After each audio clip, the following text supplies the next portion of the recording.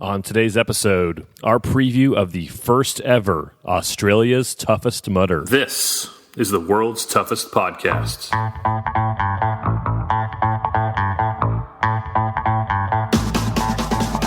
Welcome to the world's toughest podcast, where we talk about any obstacle course race you'd like, as long as that's world's toughest mudder.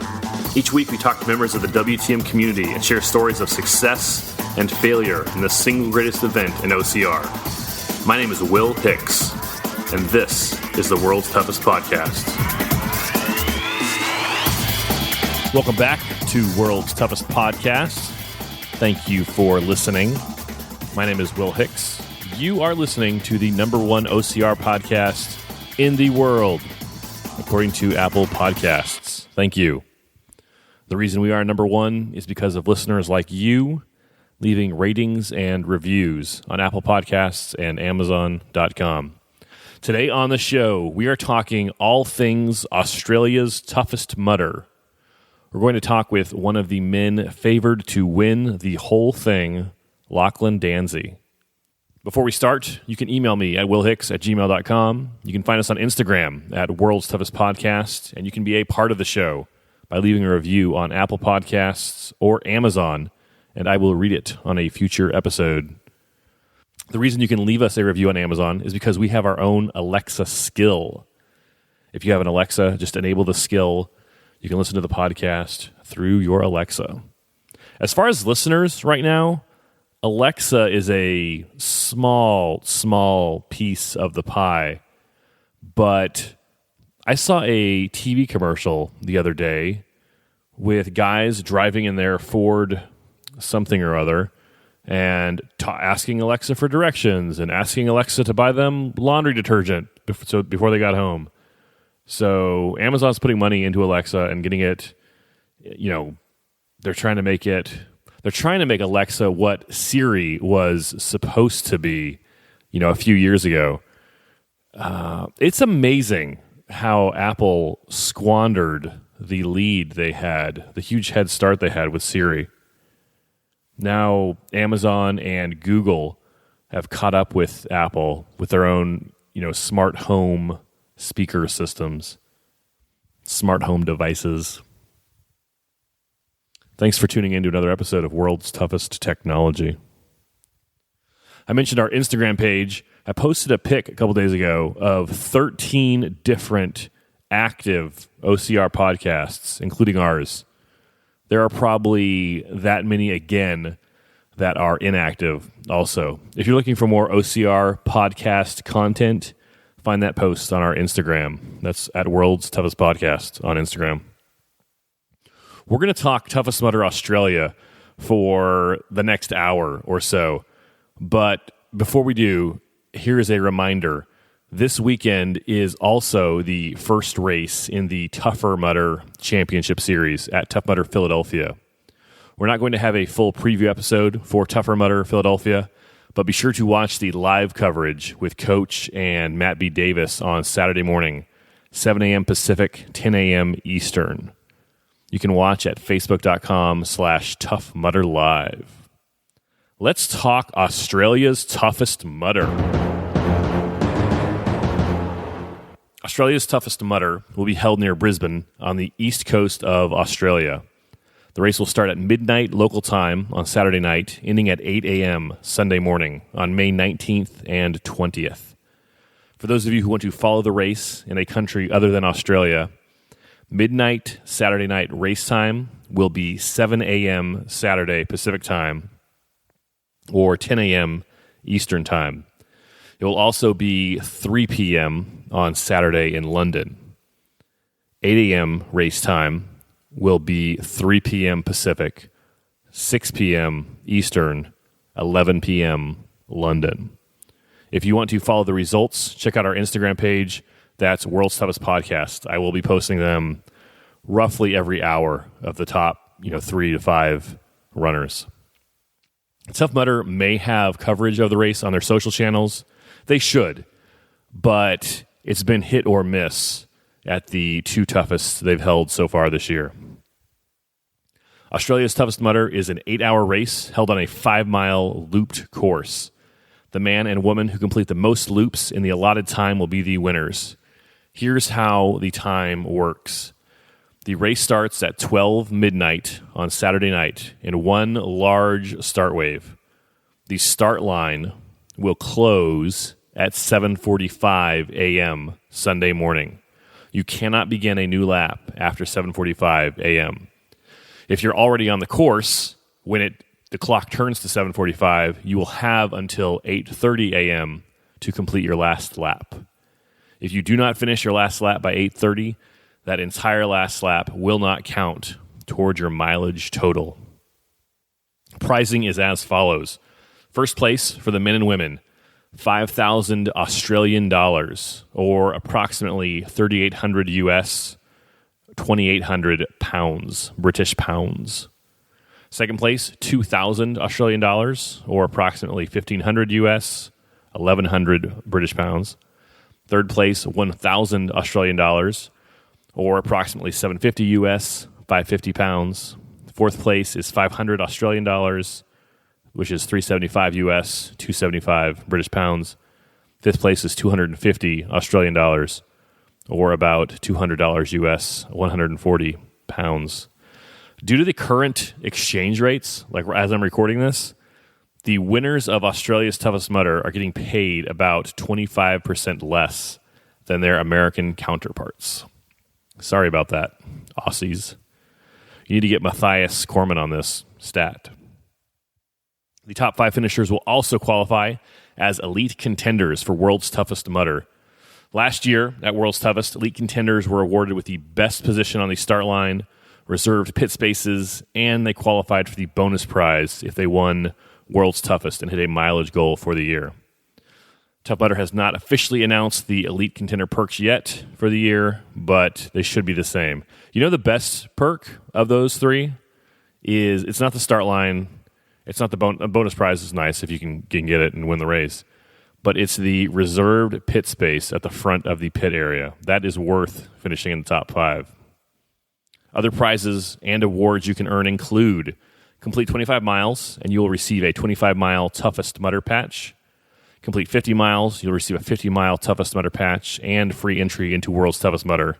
That's about $500 US right there. The man and woman who run the fastest first lap, we call it the sprint lap, will receive a green bib and a free Tough Mudder entry. Each runner who completes 8 hours will receive the black 8-hour Toughest Mudder headband. In addition to those awards, all men who complete 30 miles and all women who complete 25 miles will qualify for contender status at World's Toughest Mudder. Contender status will get you better start line position, early access to select your pit area, and is a requirement to qualify for prize money at World's Toughest Mudder. Like last year, there's going to be basically 3 classes. There's open class, which is anybody who wants to who can sign up. You don't need to qualify to run the World's Toughest Mudder. You can just sign up and run. You'll be an open class racer. If you get 30 miles as a man at a Toughest Mudder or 25 miles as a woman at a Toughest Mudder, you qualify as a contender. And then if you finish in the top 5 at a Toughest Mudder, or if you have won World's Toughest Mudder within the last 5 years, you are an elite contender. If you are a regular listener, you've heard this next part before. I'm going to replay a summary of common questions about rules. If you're running Australia this weekend and this is your first time listening to the show, this next part is for you. If you've already heard me talk about the rules, you can skip forward about 6 minutes. I'm not going to read the entire list of rules. If you are running this weekend, they've already been emailed to you. Reading and understanding the rules is your responsibility, not mine. Something else I want to emphasize, this podcast you're listening to right now is not a production of TMHQ. I am not an employee of Tough Mudder. The podcast has 0 official affiliation with Tough Mudder. If you listen to the rules that I am about to summarize and have a problem with anything on race day, it is on you. Not me, not World's Toughest Podcast, not Tough Mudder. You are an adult. Read the rules. I am happy to help, but knowing and understanding the rules is 100% your responsibility. If you have a problem and you're angry about it, you can email me, ignorespam@juno.com. Definitely hold your breath waiting for a reply to that email. But I do want to highlight a couple of common questions. Do I have to wear a wetsuit? No, you do not have to. But you should definitely bring one, just in case. Do I have to wear a strobe? Will a glow stick work instead? Yes, glow sticks are fine. In the past, they were kind of a gray area, and we all got away with it. But now it's official, it's in the rules, glow sticks are fine. You have to have a headlamp, and you have to have a strobe or glow stick to do the race. You won't be able to get to the start line without that. You won't be able to start any additional laps without a headlamp and a strobe or glow stick. If I need medical help, am I disqualified? It depends, but probably not. You can go to the medical tent for up to 30 minutes without being disqualified. Medical does not want to DQ you. They know about the 30-minute time limit, and they will hustle to get you back out. Here is how you can be medically disqualified. If you are transported by medical, you will be disqualified. If you are helped by a lifeguard, you will be disqualified. You can even get medical treatment on the course as long as they don't transport you, and as long as it takes less than 30 minutes, you are golden. But don't be afraid of medical. They are on your side. How much pit space will I get? Officially, they say you'll get 2 feet by 4 feet. Depending on how many people are at the race this weekend, you may get less than that. You may get none of that. But you only need probably half of that. You're only going to be in the pit a few times. Probably just 2 or 3, 4 or 5 times in the pit for 99% of you listening right now. Will not be in the pit more than 4 or 5 times. You don't need a whole flat of water. You don't need 3 wetsuits. You don't need 4 different varieties of tailwind and granola bars. Here is a rule of thumb. If you can't carry everything in one trip, you're bringing too much. What other gear do I need? What you're required to have to run the course is a headlamp and strobe and your timing chip and bib. Other than that, that's what you need. There's obviously, you want to have nutrition. You want to have water, Gatorade, or Tailwind. Here's 2 pieces of gear that I love for toughest mudder. Bleg mitts and my Merrell Agility Peak Flex trail running shoes. It's too late for you to get Bleg mitts for this weekend. They ship from Australia. They will not get here in time. But you can get a pair of Merrell trail running shoes when you get there. They won't be open Saturday night, though, so you'll need to go there Saturday morning during the regular Tough Mudder. Go to the Merrell tent. They'll have a big orange tent up. You can try the shoes on. You can try them out. They'll have an inclined climbing wall kind of thing. And you can have a brand new, sexy pair of Merrell trail running shoes for toughest mudder. The new Merrell All Out Crush 2.0s with the BOA lace are great, but they do run like a half size big. So be aware of that. Just be aware of that when you're checking them out. When will all the obstacles open? They will open when they open. They'll probably all be closed at the very beginning, and some may open at 12:15, maybe not. Most will be open by 12:30. They should all be open by 1 a.m. That is 100% subject to change, though. That was different at every single toughest mudder last year that I went to. If it's different than what I just said when we get there, talk to TMHQ, not me. Or you can email me, ignorespam@juno.com. If you have any other questions on the rules, please consult the rule book that was emailed to you. Knowing and understanding the rules is your responsibility. All right, we're back live. This is the part of the show where I usually talk about the elites you can expect to see at the upcoming Toughest Mudder race. But today we're going to do it a little different. Our guest today is Lachlan Dansie. He is one of, if not the male elite to watch this weekend. Every year, Australia hosts a 24-hour race called the Enduro. This year, it will be co-branded with the OCR World Championships. Lachlan has won that race in 2015, 2016, and 2017. He's the favorite to win it again this year. I don't like to compare athletes to each other. I don't like to compare people to each other, but we have a guy in the U.S., or Canada, really, who also has a habit of winning 24-hour races year after year after year. I told Lachlan his Enduro results are Ryan Atkins-esque. Anyway, because Lachlan is one of the elites, he and I are going to discuss the elites together instead of just me going on about them. Lachlan knows most of them and has competed against most of them before, especially the local Australian guys. I say local. Do you know how big Australia is? It's basically the same size as the continental United States, the lower 48. It is gigantic.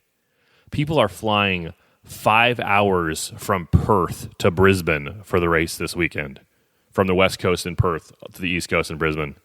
That's a 45-hour drive. That's like driving from LA to New York for a race. They're flying it. I won't drive 20 minutes for dinner because it's too far. Parking is such a pain downtown. Good on you, Aussies.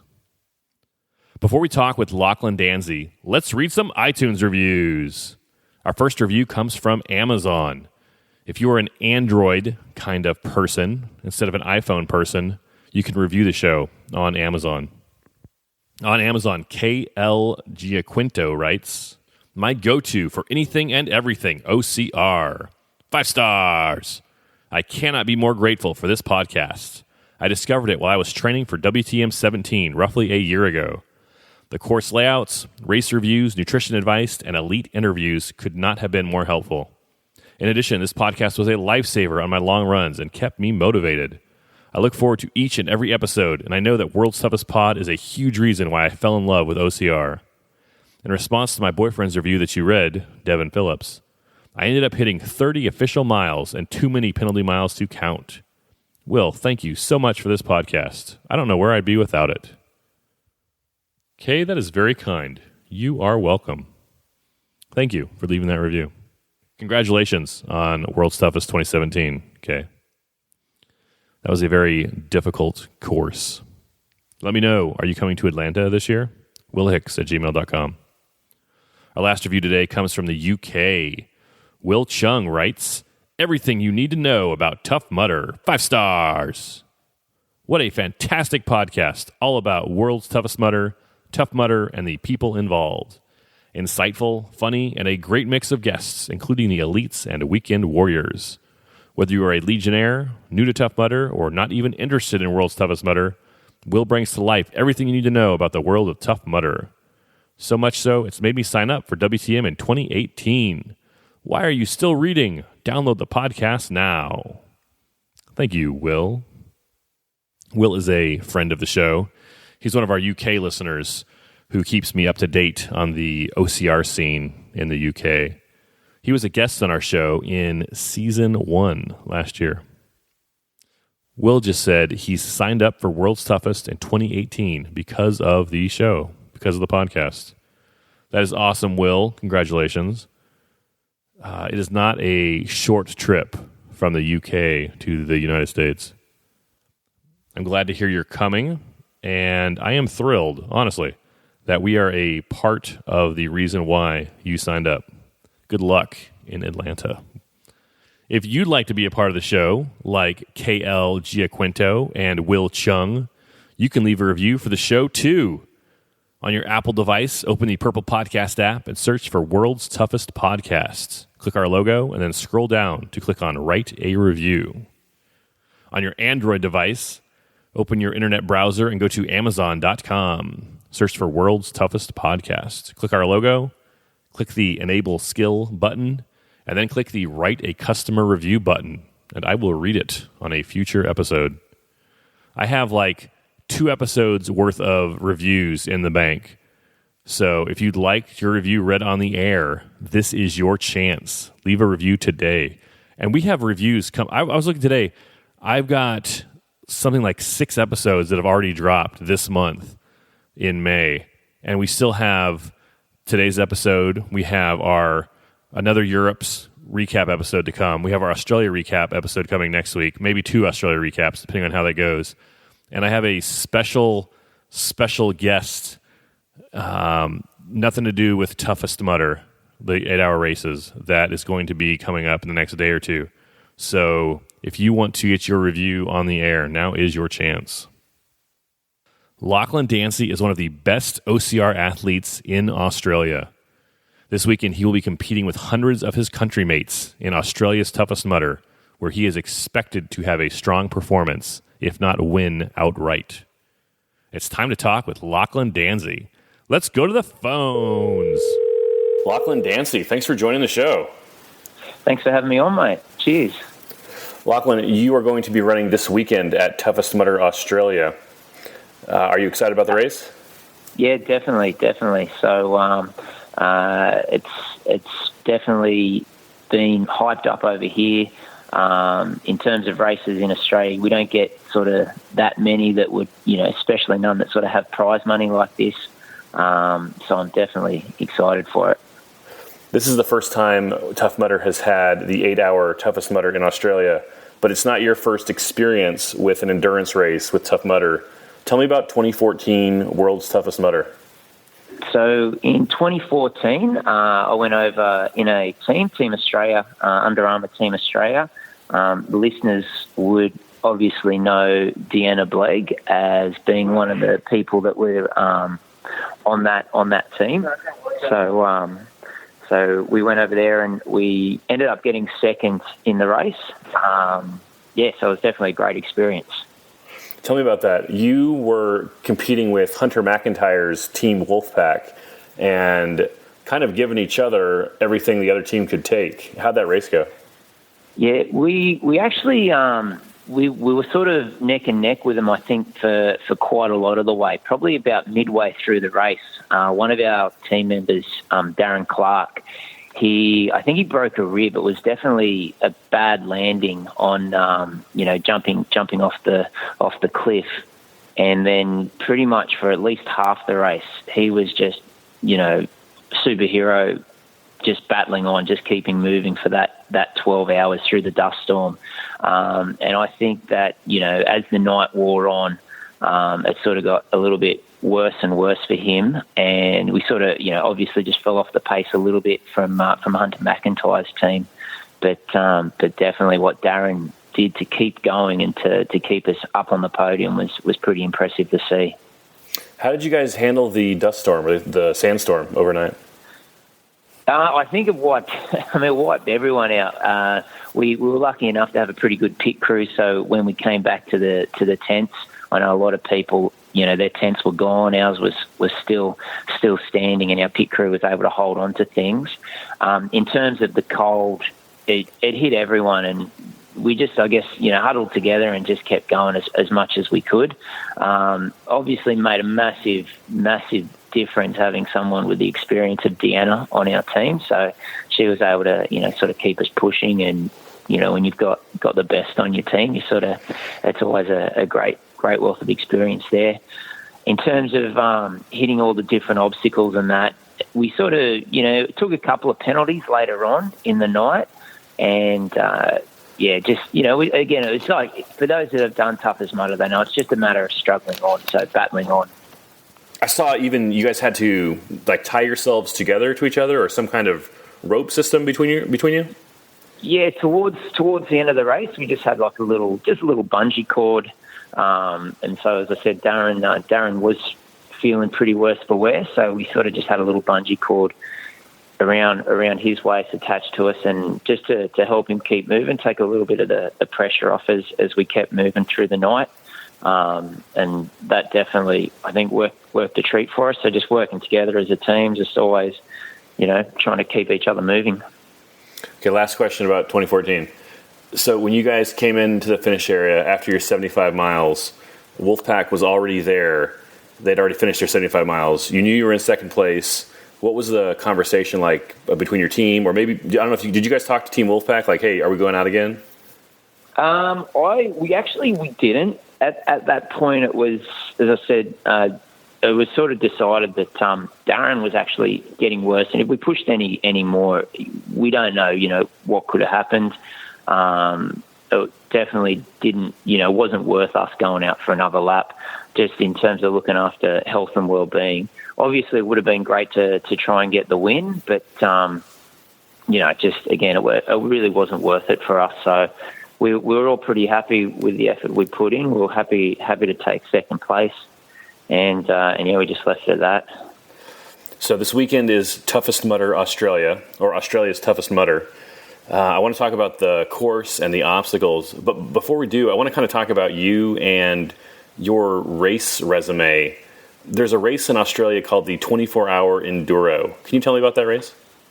So 24-hour Enduro is just like World's Toughest Mudder. It's a 24-hour race. Different years. It's had different weather sort of kick in. Last year we had a lot of rain, so the actual course was pretty flooded, and the mud mile was waist deep. It was at least a mile long, so it was just getting through that, trying to keep moving through the water. Unlike I think World's Toughest Mudder, there's not as much. You wouldn't say normally there's as much water on course, but last year there definitely was a lot of water. So actually this year the OCR guys are calling it the World Championship. So it'll be interesting to see who, if anyone, comes out to have a crack at it from overseas. So it's only 3 weeks away. So it'll be interesting seeing how we back up from the toughest on the weekend before that. Did you say last year there was a mile-long mud mile where it was up to your waist deep in mud? Yeah. So last year the actual mileage everyone was getting was a lot less than people had probably hoped for. So you were adding probably a good, I'd say at least 15 minutes per lap, just trying to wade through this mile of waist deep water. It was pretty brutal, but I guess that's the whole point of it. So to really test you. So the race is similar to World's Toughest Mudder. How have you done at the 24-hour race the last few years? Yeah, I've won the last three, so had a pretty good record there. The first year they ran it, actually 2014 was the first year they ran it, and I did go along and have a crack at the race, but it was actually a lot later in the year. It was only a few weeks before World's Toughest, so I went there with the intention of just running for so many hours. So I think I ran for probably like 6-7 hours, and then was in the lead, but wanted to put the focus on World's Toughest. So for the first year, pulled out after so many laps, but then the last 3 years being in the middle of the year, definitely sort of have gone there with the intent to run the full 24, and had pretty good results. You're being pretty humble, but you've won it 3 years in a row. That's Ryan Atkins-esque. I wouldn't put myself in the Ryan Atkins category, but like I said, it'll be interesting this year. So to see, with it being called the World Championship, whether sort of who comes out to have a go at it and is also participating in it. So definitely be a good. I think good to check it out. I think they're smart with their timing of it, because if a 24-hour racer is going to do one race, he's probably going to do World's Toughest Mudder. Spartan did their 24, a month after World's Toughest. This is good timing, I think, for the Enduro. Yeah, well, definitely. That's definitely what the case was the first year they ran it with going over to do World's Toughest and having it so close. You just can't 24-hour race. As your listeners would know, it just takes your body out of action for a while. You need a couple of months, I think, to recover from it fully. So being now sort of is a good time in Australia. So an 8-hour race this weekend is kind of a good warm up for you. Yeah, well, I'd call it a bit more than a warm up. It's definitely going to be a test. So I think I don't know, in terms of I mentioned the prize money the toughest race. In Australia we've got a pretty small population, so we don't really sort of have much prize money on our races. So the toughest being this race weekend this weekend is more prize money than we would definitely normally see, and definitely more than we've seen at the Enduro race before. So I'm actually interested to see with that sort of increase in prize money who it sort of pulls out of the woodwork to come and have a crack at the race. As far as the Australian elites coming out? As far as the Australian elites, and I don't know of sort of any international men coming out. I know in the female, Alison Tyer's coming out, but in the men I'm not too sure, to be honest. But be interesting to see, wait and see. Some of the men I've talked to over here want to come over to Australia just for the experience of running in Australia. The prize money would be great, but they just think it'd be exciting to do a race in Australia. Oh, it'd be great to have them come out. So it's just a shame so far. Sort of, I always think I'd love to go over to America and Europe and do a few more races, but unfortunately, we got that tyranny of distance that it's a good 24 hours on a plane, and definitely makes things a little more difficult. Why don't we talk about some of those elites that we expect to see out this weekend? Alongside you, one of the runners we'll look to see is Jared Pace. Tell me about Jared Pace. Pacey, the same year that we were over doing the teams at the WTM, Pacey was there running individuals. So he actually got second behind Ryan Atkins in 2014. And he's always been pretty strong. I actually haven't seen Pacey in action for a while, so it'd be interesting to see where he's at. He's definitely can be a bit of a surprise packet. So definitely good with the distance on the trail running and that sort of stuff. So he'll definitely be good to see him out there. That year 2014, he got 95 miles at World's Toughest Mudder. Yeah, and that was a dust storm year. So just sort of. It was super impressive. Just, I think that year it was the same number of miles as I think Ryan got. I don't think anyone got 100 miles that year. Just the dust storm, did wipe everyone out. The cold wiped everyone out. So he's definitely got some resilience. So he'll definitely be there to watch for sure.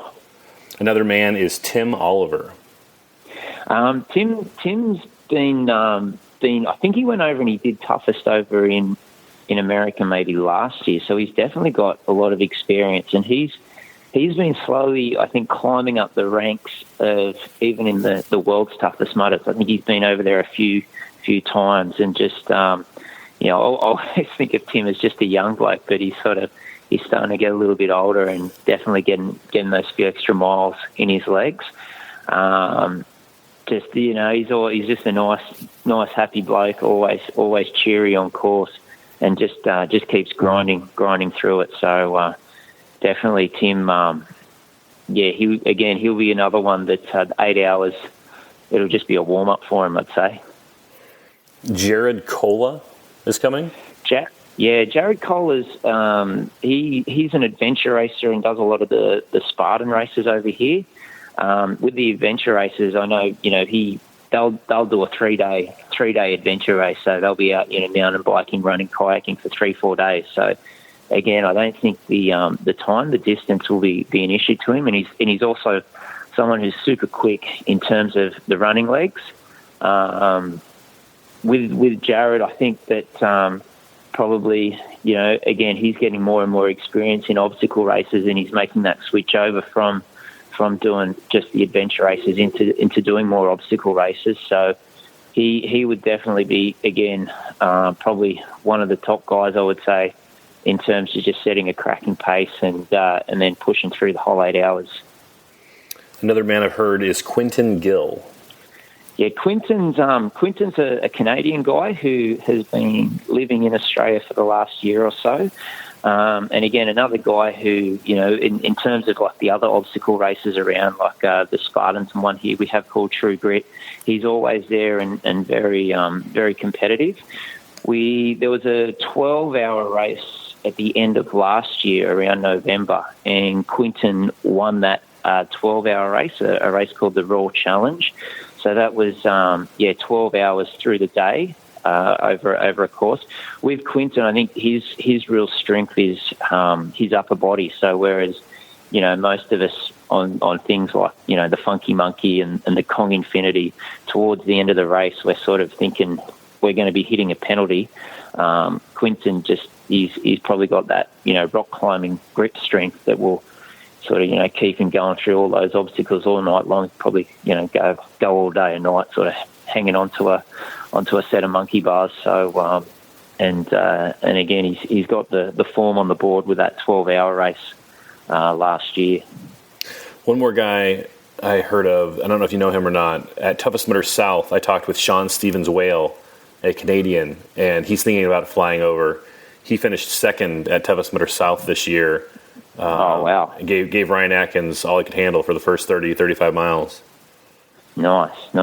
Yeah, I don't know who Sean is, but if he's given Ryan a run for his money, then definitely, he'll be up there for sure. There's also a few elite women.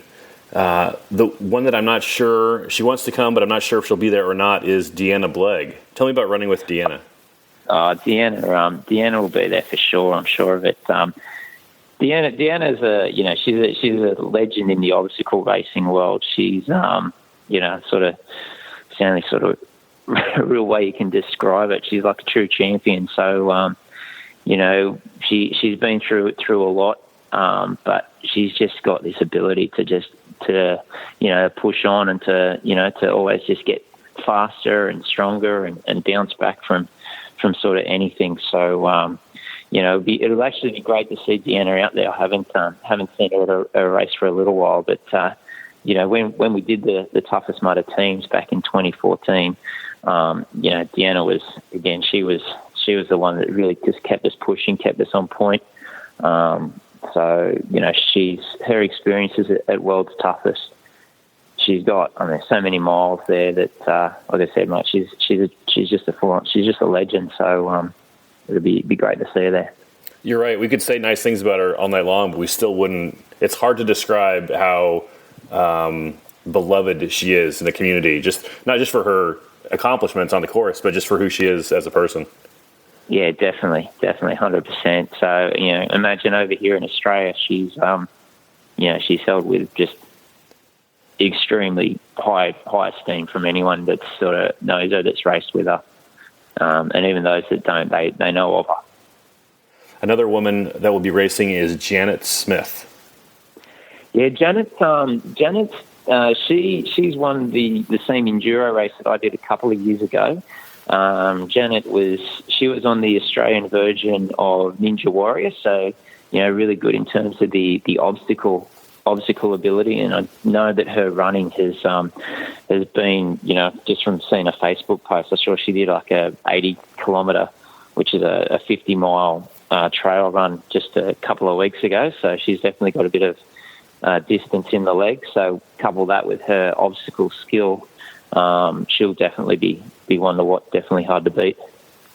Another elite woman who's not from Australia but is coming over is Alison Tai. I don't know if you know Alison, but she finished second at World's Toughest Mudder this last year. She finished second at Toughest Mudder Texas a couple weeks ago. She'll be a strong competitor also. Yeah, 100%. Yeah, I actually don't know Alison personally, but so yeah, know of her, know the reputation, and so again, so in terms of experience, in terms of talking about actually having completed the toughest race and knowing what to expect, how to pace an 8-hour race, so she's probably the most experienced out there in the females, and it'll be interesting to see how she goes against our Aussies. So looking forward to it. Let's talk about the race this weekend, specifically the weather. I'm looking at the weather report. It says a low of 49 degrees Fahrenheit, 9 degrees Celsius, 10% chance of rain, 60% humidity. What do you think about that weather report? It actually sounds pretty good. It sounds like it's pretty comfortable racing. It's not as, not too cold. I actually hate the cold. I know some people love racing in the cold, but I hate it. So, sort of one of my biggest issues I had with World's Toughest Mudder was the cold. So that temperature forecast doesn't sound too bad. We had a bit of a cold snap just come through here in the last week or so. So I live down in Sydney, which is a little bit further south, which is from Brisbane, from Woodford, where the actual Tough Mudder race will be. I think though, in terms of the weather, I know they're going to chuck in. They've got the Arctic enema. They've got they like making their water obstacles extra cold. So in terms of racing, whether it be with a wetsuit or not, I think that it's definitely the cold is going to hit you at some point during the night. So when the running pace slows down. So what do you plan to wear for the race? I'll definitely have take a wetsuit with me. In terms of whether I put that on, I probably won't start the race with the wetsuit. I'm just going to have it there as a backup. What I do have is I've got a wetsuit shirt, like a rash vest, and then another wetsuit vest which I can put over the top of that. I'll have the Deanna Blake's leg mitts on the hands, and in terms of my legs, I'll probably just wear shorts with some long socks, but I've got some thermal compression tights, which I will chuck on weather dependent. So the wetsuit's going to be there. I'm not planning on putting it on, but definitely going to be prepared with it just in case. What's your plan as far as nutrition for 8 hours? With my nutrition, it's sort of I really do tend to play it by ear. I find that I like to have a bit of everything. So I'll have some energy gels, but at the same time I'll have some sort of heavier sort of savoury food. And when I run, it's sort of my body will tell me what I feel like. So if I feel like something salty, like some chips, I'll grab some chips. In terms of, if I feel like something sweet, then that's when I'll have the gel. I really don't run to a specific plan. I found that when I have run to a specific plan, then I just sort of I feel sick, feel queasy. So it's just really listening to the body. And if the body feels like it needs salt, grab something salty. If it feels like it needs sugar, grab something sweet. So and just playing it by ear, I guess. I think that's a good plan. Some people tend to overplan, and especially on these endurance things, your body's going to tell you what you need. Yeah. I mean, you got to have stuff there. So I'll have some gels there. I'll have I'll have like some granola stuff there, muesli stuff there. Maybe like some instant oats if I need something to warm up. I think. Again, it's sort of just playing it by ear for me and not really knowing what I'm going to have until I go there and start running. That instant oats, that's a good idea that not a lot of people talk about. I bring a thermos of hot water, and I'll have a cup of noodles. So you just pour the hot water in the cup of noodles, and boom, instant soup. Yeah, definitely. Yeah. I know that they've said they're going to have microwaves available at the pit area, so there's going to be so we will have sort of a space available in order to warm stuff up. So it'll again having stuff ready and just working it out at the time. Let's talk about the course. It's going to be 5 miles, or about 8 kilometers per lap, and 16 obstacles per lap. The first obstacle is Devil's Beard. Tell me about Devil's Beard. So Devil's Beard, it's the mesh nets. So you sort of just run under the mesh nets. I guess in terms of this one, sometimes I find it probably easy to run it backwards. So let get your sort of head out of the way, stick your bum up into the air, and just let the nets run over the back. If there's more people there keeping the nets higher, then that's pretty good. But I think it's a pretty simple one generally. I'm not sure how sort of heavy the nets they're going to make it. They're going to make it heavier than normal or lower in title than normal. But from what I remember, usually you can sort of just run under it and just keep the head down and the bum up, and just make sure if you're wearing a camelback or anything like that that'll get caught on, just take it off for that obstacle and keep it in your hand so nothing gets caught on the netting. Also, your headlamp and flasher, you caught it. Yeah, definitely. Yeah, headlamp for sure. The second obstacle is Kiss of Mud 2.0. Kiss of Mud, I think that's the barbed wire crawl. So in terms of the barbed wire crawl, I think how wet, how muddy they make it, and you sort of whether they have higher spots, lower spots. I know a lot of people like to roll through the barbed wire crawl. I personally don't. I don't know. I don't like rolling. I just like to sort of stay low and crawl through it. I know rolling does conserve a bit of energy, but I personally just like to get down low and crawl through it. Again, just with this one, if you're wearing a camelback or something like that, just make sure it's not going to get caught on the barbed wire. The next obstacle is Block Ness Monster. So Block Ness Monster, we did this. I remember doing this as a team, obviously at the World's Toughest a few years ago. When you've got a team there, it makes it a lot easier than doing it on your own. When you're doing it on your own, it's sort of I think it's you may get lucky, you may get over it with a good jump and a good roll of the block. Maybe worth just helping out, waiting for other people to run with you. I think what the sort of great unknown for me is how many people are going to be on the course, and being a race as opposed to the usual sort of helping each other out, teamwork sort of Tough Mudder.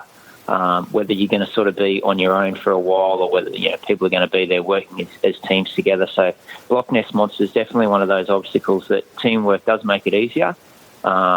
And just, again, so, seeing how we go on the day, whether, you're sort of working with people around you or you're trying to jump over those blocks on your own, maybe just look like a bit of a goose. But, yeah, so have a go and hope for the best. I've seen people get over them by themselves, but a lot of it depends on how deep the water is and how heavy the blocks are that day. You can't. There's definitely a lot of variables, so... After Block Ness Monster is Hold Your Wood 2.0. Yes, again, it's just a log carry. So this is actually, for me, these are the sort of obstacles that I like. I like sort of the heavy carries. I sort of go out and I'll run with a sandbag for a good hour at a time. So carrying stuff and running with it, they're the sort of things I like. I guess I recommend for people that sort of may not have done a lot of that before is try not to gas yourself too early on in the race. So, if you need to walk. Don't try and run if you feel your heart rate's going sky high where you're trying to carry a log of wood. But pace it wisely. That's true. It's an 8-hour race. No one's going to win it in the first 45 minutes. Definitely. The fifth obstacle is T-boned. T-bone is from the pictures I've seen. It's the wall, but with a ledge coming out across the top. So you pretty much have to jump up and then muscle yourself up over the ledge rather than just sort of going over the wall regularly. So this is one of those ones where the first lap, the first couple of laps, it doesn't seem to be too much of an issue, but after 2 laps, 3 laps. Once you get a few miles in your legs and your legs sort of lose a lot of that spring, then that's where the T-bone really, I think, really gets interesting. So, in terms of the enduro race you were talking about before, that has a couple of heavy, sort of tall walls at the end. And I know the first couple of laps, no problem. But when you get to, so many hours in, it's just getting over a wall. It just seems so much harder than normal. So with this one here, again, it's just sort of, hope for the best. See, I'm not sure how high. I think it's 9 feet, so 3 meters. So it's definitely a good leap. And then once you grab that ledge, hold on as hard as you can. After T-Bone is Everest 2.0. Everest, yeah, definitely another one that, if you're working together with a team, someone there to grab you, awesome. If you're sort of going for that run up the first couple of laps, you're usually all right. But I think after you lose a bit of that spring and that speed in the legs. Also with Everest, a lot of it's going to depend on how slippery it is, how much mud is on the wall. I actually am not sure what the ledge is going to be like to grip at the top. I know I've seen it with a rounded ledge before, and so whether they'll have a normal Everest with a shorter penalty lap and then the Everest 2 without a penalty lap, I'm not 100% sure, but I remember from my experiences at World's Toughest that probably towards, a few hours in, I'd be looking at probably going for the shorter wall and taking the extra penalty. Just sort of too many goes at trying to get up the higher wall just soaks up a lot of time and a lot of energy. The 7th obstacle is Greased Lightning. I'm actually not sure what this one is. It's usually a slide. They'll put down some thick tarps on a hill. Oh, okay, yeah. I have seen this. I think this one, as far as it's more of like just a fun obstacle. Just go for it and slide on down. I think, isn't it? Yeah, and I think the most important thing is just don't get hurt on this one. Yeah, definitely. All right, yeah. The 8th obstacle is Arctic Enema. This is the one that I hate. Like I said, I hate the cold, and I think the key for Arctic Enema is when you know it's coming. I would probably try and increase my running pace just to get my body temperature up a little bit, get my heart rate up. I don't want to go into that obstacle cold and just be ready to get through it as quick as I can and try to run as quick as I can after the obstacle. This is also where I find that, going into that cold and coming out of is where the cramps really kick in. So before I actually get there, I may just do like a little stretch out of the hamstrings and the calves, just loosen up the legs and then go for that just all-out run, jump in, run out, just try to do my best to minimise the cramps. After Arctic Enema is Birth Canal. Birth Canal... This, I remember I've done this a couple of times. One was when it was raining and it just got heavier and heavier. So I don't think rain is predicted for the race, but obviously the guys at Tough Mudder will be, loading up the water on top. So, just get down low, I find, and just keep pushing, keep moving, try not to get stuck in one spot. Just get the gut down, the belly down, and using a bit of arms, a bit of legs, and just pushing through. The 10th obstacle is Rope-a-Dope. Rope-a-dope, again, it's not one that I've done before, but I think, if you've practiced doing your rope climbs, if you've got a good sort of leg lock position, I think that the hardest thing may be when you first sort of come onto the rope, that it's probably going to be pretty slippery. So really trying to get your feet into a good position, because if you're just trying to do your hands, you're going to slide down pretty quickly. So this is also one which, for anyone that's planning on only running in say shorts, make sure you've got some leg protection, so some gaiters or some long socks on, because once you sort of get wet, then the ropes will just rip the skin up. The ropes on this are weighted, so it's really difficult to get like a J hook or an S hook on the ropes. Right. Okay. So it's a lot of, even though you don't want it to be just your arms, there's a lot of arms on this one. Yeah. Right. Okay. So should be an interesting test then. The 11th obstacle is Funky Monkey, the Revolution. Funky Monkey. Like these are the obstacles which definitely love playing around with in the gym, but when you do it, in a dry environment and you're feeling pretty fresh, it's a whole different ball game to doing it when there's water, when there's mud, when you're tired, and it's in the middle of the night. So Funky Monkey, the Revolution, I think the key is to sort of keep moving through it as fast as you can. Try to just get that nice little swing through the body. Before you get to the obstacle, try to, dry the hands as much as you can on a piece of grass, or if you've got any dry clothing on, you try to get the hands as clean as you can before you hit it. After Funky Monkey is Leap of Faith. Leap of Faith, yeah, this is one that I remember we did in the prep a few times for the Tough Mudder. The way I like to do it is I like to sort of just jump out as far as I can. I actually don't go for the cargo net for the rope. I actually try to just throw my hands through the net and then try to, lock around from the outside. I know some people will try and jump out and grab the rope. I'll generally try and jump forward, try and get my hands through the actual net, and then try and scoop back and grab it from there.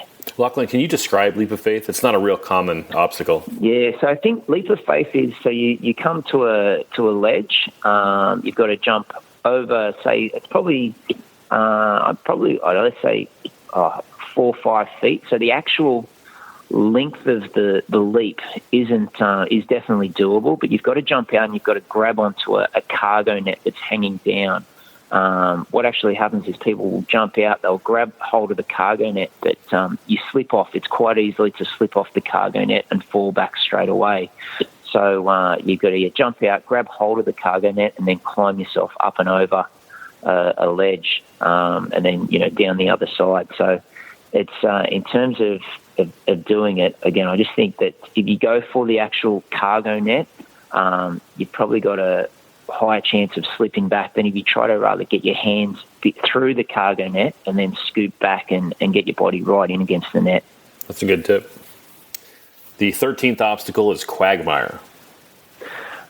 This is like, just getting into the mud, getting down and dirty. So I think this might be the one where they do have the mounds, the mud mounds. I'm not 100% sure, but again, what I found is that, with the mud mounds, that by the time it gets to the morning, like 6-7 hours in, there seems to be a pretty well-worn path of people, and sort of just trying to. This is where it's, I guess, important to have some good grippy shoes to really try and dig in.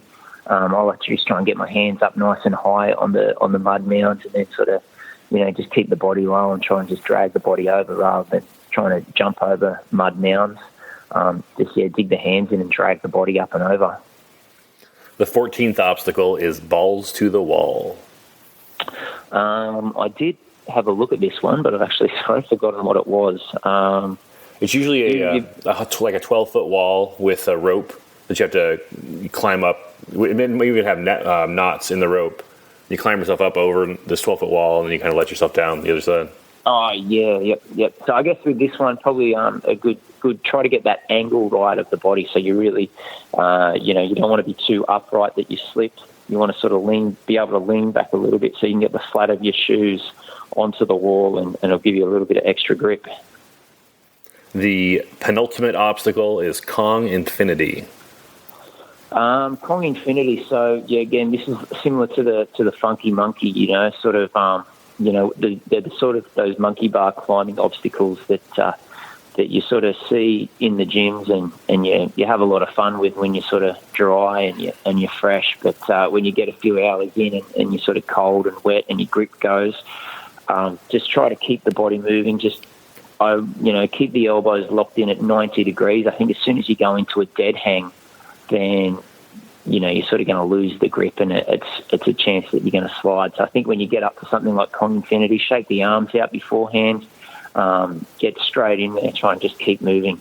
Get those elbows locked in at L position, and just get through it the best you can. The last obstacle is Happy Ending. So Happy Ending is, I think, it's the one where you have the slide. down and get yourself nice and wet, nice and cold before you're coming into the pit. Just use that as a chance to, again, try to probably get yourself warm as warm as you can beforehand, and try to, I would say, if you come out of that and you're freezing, then, really try and get that body temperature up. Even if you've got to do some burpees, a little sprint on the spot, because if you're going into the pit and then you're slowing right down, that's, when that cold kicks in, that's what's going to do damage to your race, I think. So, Lachlan, what do you think of the course? Any general thoughts or tips that we haven't covered already? Look, I'm really looking forward to it. I actually haven't done a Tough Mudder for a little while. It's been a while since I've done a Tough Mudder, so I'm definitely looking forward to having a crack. I'll be interesting to see. I think that with the obstacles, so the things like the Everest 2.0, the Funky Monkey, those sort of obstacles. I know from my own perspective, when you sort of have the first couple of laps, you're good, but I'll be expecting to definitely cop a few penalties. So I don't know whether they're penalties at Tough Mudder, whether they're just going to be extra loops of runs, or whether they're going to have extra obstacles in their penalty loops. Maybe have to carry something. I'm not too sure. So that'll be interesting to see. But I definitely think if I'm getting sort of 6-7 hours in and I've fallen off, say, Funky Monkey the last 2 times, and it's a tight race, then I'll probably definitely sort of try to attack those penalty laps as a little bit harder, maybe. But a lot of things, it's really wait and see. I'm not 100% sure on what the elevation is like on the course, whether it's flat, whether there are hills, how cold the water's going to be. There's a lot of unknowns, which I guess we'll find out on the weekends. Lachlan, do you have any sponsors or anything you'd like to plug? No. I wear Innovate shoes. They give me a discount, but that's about it, mate. So I'll have my safe laces on, and when I do it, keep my shoelaces tied up. But yeah, that's about it. So, how can people find you on social media? I'll be honest, I'm not the big social media guy. I've got my Facebook page, and if people, they look up Lachlan Dansie, they'll find my Facebook page. But I probably don't put that much stuff up on there. So if anyone ever wants any sort of, tips or anything from me, just, message me on Facebook. They can find me on Facebook. But yeah, I'm a bit of a dinosaur, mate. I'm on the wrong side of 40. My social media is not that good. Not that good a game. Lachlan, any last thoughts on Australia's toughest mudder? Mate, it's great that it's finally made it here. Like I said, in Australia, I don't think, look, we've got a pretty small population, like 23, 24 million, as opposed to hundreds of millions over in America and the Europe. So it's great that they've actually, Tough Mudder have given us this race to do. We have a small population, but I think we definitely, have try to push above our weight. So it'll be a great event, I think, and look forward to seeing everyone out there. Lachlan Dansie, thanks much. Thank you very much, mate. You have a good night. Special thanks to Lachlan Dansie for appearing in this episode. Well done, Lachlan. Good luck this weekend. Also, very special thanks to a friend of the show, Dennis Valsamas from Australia, for setting up the interview with Lachlan and all of the intel on the Australian elites. Thank you very much, Dennis. Good luck this weekend to you as well. Good luck to everyone running, both in Australia and Tougher Mudder Philly, the regional championships, and the UK. Tough Mudder Midlands, weekend number 2 is this weekend. Busy weekend in the world of Tough Mudder. Spartan has a big race in Big Bear, California. The men's and women's world champions from World's Toughest Mudder will be out there. Ryan Atkins and Rhea Coble. Good luck, you two. So many races this weekend. Where are you racing? Maybe you're training this weekend. Let me know your running plans for the weekend. willhicks@gmail.com. I will be running to Chick-fil-A to get some sweet tea that I will enjoy as I watch all the live coverage online Saturday morning. I'm going to go for a run afterwards. Calm down. Thank you for listening. I will see you next time. Go spend time with someone you love.